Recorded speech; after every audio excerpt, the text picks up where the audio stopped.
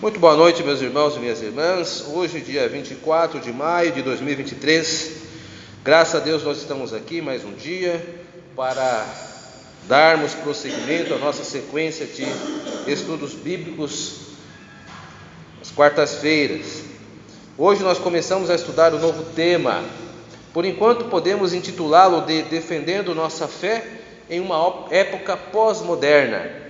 Enfrentamos vários desafios em áreas de comportamento, sexualidade, cultura e nem sempre estamos prontos a respondê-los à altura.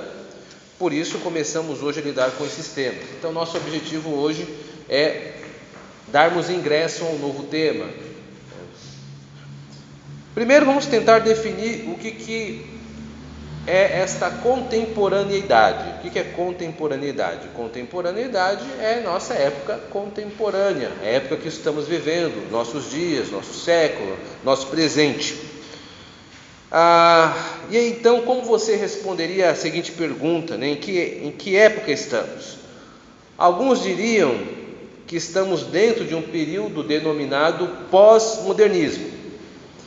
Eu digo que alguns diriam porque não há uma unanimidade de consenso total. Existem alguns pensadores de bastante proeminência dentro da área de sociologia e de historiografia que dão a ideia de que ainda estamos numa modernidade. Mas é quase que um consenso o termo pós-modernismo ser usado nos dias de hoje, principalmente nas escolas. Já aproveitando então esse termo, vamos pensar nele como uma referência. Se existe um pós-modernismo, então existe um modernismo e existe um pré-modernismo. Então vamos começar por aí. O pré-modernismo, ou pré-modernismo, seria o que chamam de Idade Média, período marcado pela queda do Império Romano Ocidental, a queda de Roma, que aconteceu em 476 d.C., pelos povos germânicos, e a queda do Império Romano Oriental, também denominado Império Bizantino, marcado pela queda da cidade de Constantinopla em 1453 pelos turcos otomanos. Enfim, então o pré-modernismo seria comumente conhecido Idade Média, que é um período aqui entre a queda do Império Romano, ocidental e oriental. Estamos falando então de um entendimento ocidental, um conceito de tempo dentro do Ocidente. Naturalmente, o Oriente existem outras formas de pensar tempo, mas nós estamos dentro da nossa ocidentalidade. Eu sei que parece muito eurocentrismo aqui, né? A Europa ainda está no centro do mundo aqui, mas geralmente é assim como nós recebemos esse conhecimento histórico. As Américas ainda seriam descobertas na pós-modernidade, né? Na modernidade, reparo feito. Então, o pré-modernismo tem como referência a queda do Império Romano. E a Idade Moderna? Bom, a Idade Moderna, ela vai da queda do Império Romano, em 1453, até 1789, que chama-se a Queda da Bastilha, ou Revolução Francesa. Então, esse período geralmente é chamado de modernidade. Mais uma vez, eu estou aqui trabalhando com consensos gerais. Se você pegar um outro historiador, sociólogo, é possível que ele possa não concordar com o que eu estou dizendo, mas o pensamento majoritário é este. Existem Idade Média, Idade Moderna e Idade Pós-Moderna. Agora vamos falar do que nos interessa, que é o pós-modernismo. Bom, o pós-modernismo começaria após a Segunda Guerra Mundial, datada de 1945. Então, de 1939 a 1945, o mundo está na chamada Segunda Grande Guerra, e a marca dela seria uma constante transformação tecnológica, social, artística e comportamental. Nós estamos dentro deste fluxo de mudanças, o que dificulta uma melhor delimitação. Estamos no que alguns chamam de olho do furacão. Então nós estamos vivendo a época do pós-modernismo. E como nós somos habitantes desse tempo, temos dificuldade em delimitá-lo, né? Nós nos assemelhamos aí à figura do peixe dentro do aquário, né? Imagina que o peixe tem a consciência que está dentro de um aquário, ele está respirando aquela água, ele está habitando aquele lugar e ele não consegue discernir, né? Obviamente. Bom, vimos então uma certa definição do nosso tempo presente entre pré-modernismo, Idade Moderna e pós-modernismo. Agora vamos pensar aqui, num segundo setor da nossa conversa, como lidar com a contemporaneidade. Bom, assim como um peixe, como eu acabei de dizer, não sabe exatamente que está mergulhado dentro da água, nós respiramos os valores do nosso tempo. Então talvez você não perceba, mas todas as vezes que você liga a televisão, ou você ouve um rádio, uma música, ou mexe no seu celular e vê alguma notícia no computador, você está sendo apresentado a valores, a conceitos. Isso vai inundando a sua mente. E esses valores vão cada vez mais se agregando aí de uma maneira não anunciada. Então, por exemplo, nós todos estamos vendo aqui, para quem gosta de esporte, quem é brasileiro, nesse momento nós estamos vendo uma discussão acerca do racismo, porque um dos atletas brasileiros, chamado Vinícius Júnior, está sendo vítima disso na Espanha.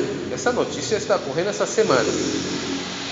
Ao lermos algum texto sobre isso, nós somos bombardeados de valores sem nos darmos conta. Por exemplo, um valor que está contido nessas informações: é errado crer em superioridade de etnia. É um valor, isso é um valor, é uma tese que vai engatando, mas ninguém vai dizer isso, vai dizer assim, não se pode ter preconceito contra o outro. Mas qual que é o princípio por trás disso? Que todas as etnias têm igualdade de valor. Isto é um conceito que está sendo introjetado em nós. E todas as vezes que nós lidamos com informação, esses valores eles vão vindo e são frutos do nosso tempo. Talvez muitos que me ouvem agora não saibam disso, mas antigamente, na década de 60, 70, 80, era muito comum o seguinte jargão: homem não chora. Então, os homens que cresceram nessa época sempre foram ensinados de que o homem precisa suportar as dificuldades, as agruras da vida e não demonstrar as suas fragilidades, né? Que isso não lhe era o lugar de direito. Mas isso é um valor da época, né? Hoje em dia essa frase quase não existe mais. Ou seja, sem nós nos darmos conta, vez por outra, quando nos trazem uma informação, atrás dessas informações estão os valores da nossa época. E o que nós precisamos fazer é tentar discriminá-los, para podermos exercer algum tipo de julgamento de valor. Portanto, a melhor maneira de lidar com essa nossa contemporaneidade, com esses princípios, é identificá-los e segue então analisá-los por meio da nossa fé cristã. Para isso, nesse primeiro momento introdutório de nossos estudos semanais, utilizaremos a obra O Imperativo Confessional, de autoria de Carl R. Trueman, ministro presbiteriano dos Estados Unidos da América. Então, hoje nós vamos começar um estudo e eu vou usar este livro, esse texto, para a introdução desse tema.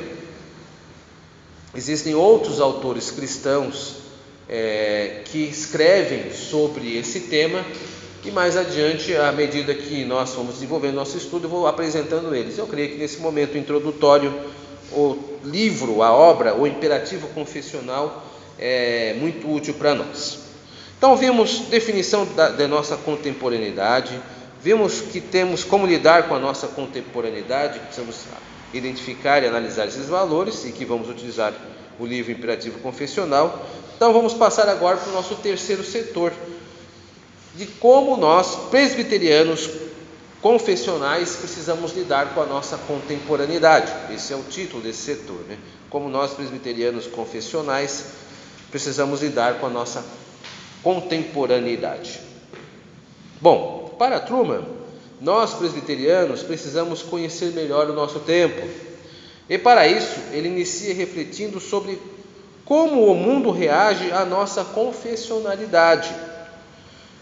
Alguns posicionamentos precisam ser assumidos por nós para que possamos lidar com o nosso tempo.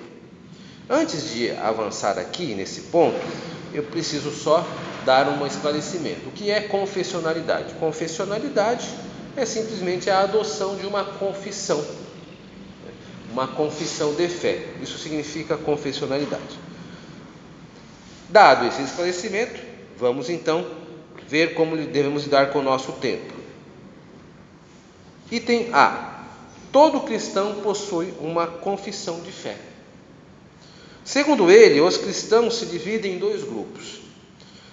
Os cristãos se dividem entre quem subscreve credos e confissões públicas, registrados e existentes como documentos públicos, sujeito a escrutínio, avaliação e crítica públicos, e quem subscreve credos e confissões particulares, muitas vezes improvisados, não registrados e, portanto, vedado ao escrutínio público, insubmissos ao teste da Escritura e, de forma crucial e irônica, insubmissos ao teste da Escritura, a fim de ver a veracidade examinada.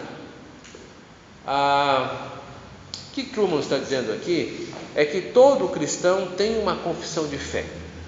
Nós, presbiterianos, temos a nossa confissão de fé de Westminster, mas toda a igreja também tem. A questão é que nós temos uma confissão de fé que ela é pública e verificável, mas muitos cristãos que não têm um documento como o nosso, eles também têm, só que ela está adotada de uma maneira mais fora da avaliação do escrutínio público, de forma mais objetiva. Ele continua aqui, o problema reside no fato de que muitos cristãos que não aderem a uma confissão pública, adotada pela denominação a qual são partícipes, não percebem que possuem sim uma confissão, mas que ela é fluida, indistinta para eles. O que sustenta esse argumento é o fato de que essas mesmas denominações, não oficialmente confessionais, possuem, por exemplo, o uso de uma tradução. A ARA, que é a Almeida Revista Atualizada, ou a ARC, que é a Almeida Revista Corrigida, ou a NVI, que é a Nova Tradução Versão Internacional, ou a NTLH, que é a Nova Tradução da Linguagem de Hoje. São algumas traduções possíveis. E a adoção de termos oriundos da tradição cristã, como Trindade, ou as duas naturezas de Cristo. Toda denominação possui uma confissão, resta saber se ela está consciente disso ou não. Então, aqui são pontos importantes. Então, todas as igrejas, elas têm ou emanam delas suas confissões. O presbiterianismo se preocupa em ter uma escrita, mas muitas igrejas acabam não tendo esta preocupação e deixam isso ao sabor, às vezes, dos membros, que vão adotar as suas tradições, ora particulares, ou ora vão estar junto com as suas denominações, como o termo da Trindade. O termo da Trindade, a maior parte das igrejas pentecostais, por exemplo, crê na Trindade. Mas por que crê na Trindade? Porque recebeu isso de herança da igreja que lutou para formar esse conceito. Isso é um conceito herdado, é um conceito de confissão de fé. Todos nós confessamos a crença na Trindade, e nós recebemos isso lá do passado do Concílio de Nicéia, em 325, quando o presbítero Ário traz a grande dificuldade para a igreja da época de lidar com a natureza de Cristo, e Ário diz que Cristo não é Deus. Então a igreja reage, faz um documento chamado Credo de Nicéia, ou credo nicéio constantinoplano, né? Isso tem também, porque haverá um concílio em Constantinopla que vai referendar o que aconteceu em Nicéia, e então ali define-se a crença na Trindade.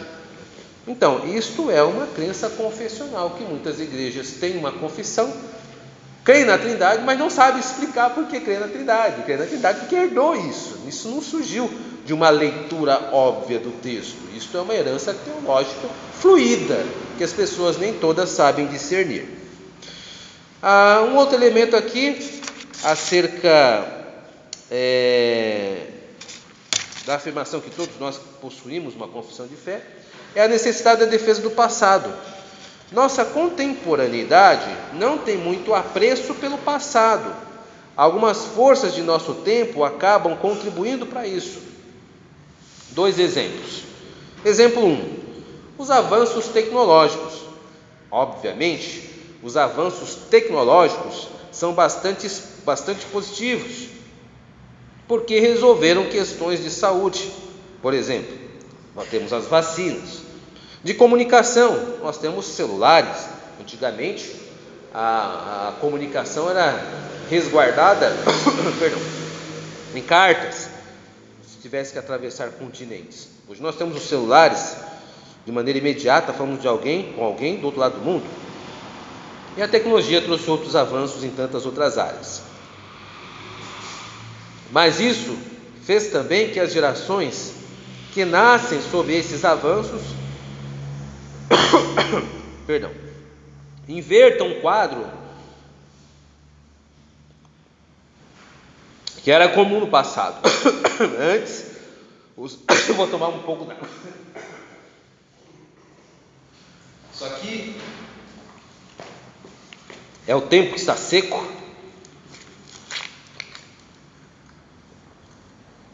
Retomando, as gerações antigamente, os mais velhos ensinavam os mais novos. Agora os mais novos ensinam os mais velhos a lidar com a tecnologia. Então os avanços tecnológicos, eles produziram também uma reação contra a ideia de tradicionalismo. Porque antigamente como funcionavam as profissões? Funcionava assim, na Idade Média. Vamos pegar a Idade Média. Um pai era sapateiro, arrumava sapato, ou trabalhava com carroça. A criança tinha sempre um pai fazendo isso, obrigado. E ele ia ser o quê? Um consertador de carroça. Não existia faculdade para isso na escola, isso era natural. O filho fazia o que o pai fazia, ponto. Se era um ferreiro, o pai seria um ferreiro, a família seria uma família de ferreiros. Isso era normal. Hoje mudou. Hoje as crianças, nossos filhos, estão dentro de um ambiente tecnológico que eles sabem mais do que a gente. Porque o ambiente que eles nasceram, eles são nativos digitais. Por exemplo, eu sou um nativo analógico, né? Eu faço as coisas do passado, né? Mas meus filhos são nativos digitais, eles já nasceram nessa atmosfera. Então muitas vezes eles precisam ter paciência e me ensinar alguma coisa de tecnologia. Então veja como inverteu. Mas isso é ruim? Isso não é necessariamente ruim nem bom, mas é um fator que dinamita o tradicionalismo, que é um valor importante, que é a defesa do passado. Segundo exemplo, a substituição de universal para os particulares. Cada vez mais tem crescido a percepção de que existem várias maneiras possíveis de um indivíduo no mundo viver sua vida. Estamos informados que cada povo, etnia, nação, celebra a maturidade de um jeito, possui suas maneiras próprias de sobrevivência e celebra seus símbolos nacionais de maneira singular. Então, no Brasil, por exemplo, nós temos manifestações festivas muito próprias nossas. Quer gostemos, quer não, está aí o carnaval. É inegável dizer que no Brasil o ano só começa depois de carnaval, efetivamente falando. Gostando ou não desta festividade. Assim também como existem situações onde os missionários cristãos têm que lidar com os povos árabes, onde a maioria é muçulmana, vai ter os seus ritos muçulmanos que vão afetar todo o calendário. Existem meses, por exemplo, que os muçulmanos eles têm o seu período, mês de jejum, Isso com certeza afeta o comércio, afeta o trânsito de pessoas, afeta muitas coisas na sociedade onde estão. Enfim, cada sociedade possuirá suas características. Isso não é nem bom nem ruim. A questão é que toda essa celebração supervalorizada traz certo apagamento de que partilhamos da mesma essência humana. Assim, o particular é celebrado em prejuízo de coisas universais, ou do universal.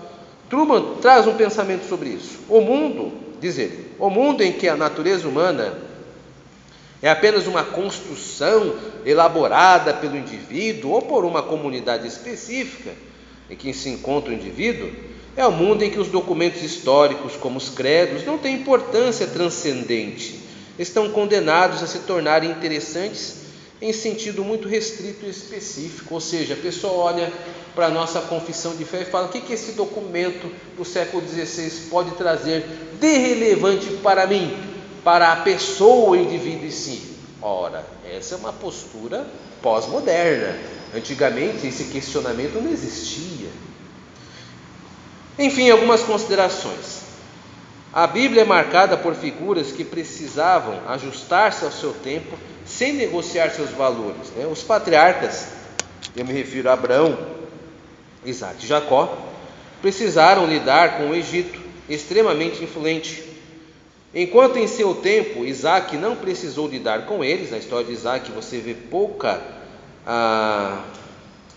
influência dos egípcios sobre ele, já o pai Abraão dele precisou abrigar-se nessa cultura. Abraão, lá no capítulo 12, ele precisa, ao chegar na terra de Canaã, exilar-se no Egito porque acabou comida. Ele precisava ir para o Egito, ou morreria de fome.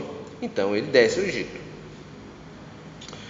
E assim como Jacó acaba vendo toda a sua descendência se abrigar aonde no final da sua vida? O Egito, que era uma grande nação que influenciava todos os povos ao seu redor.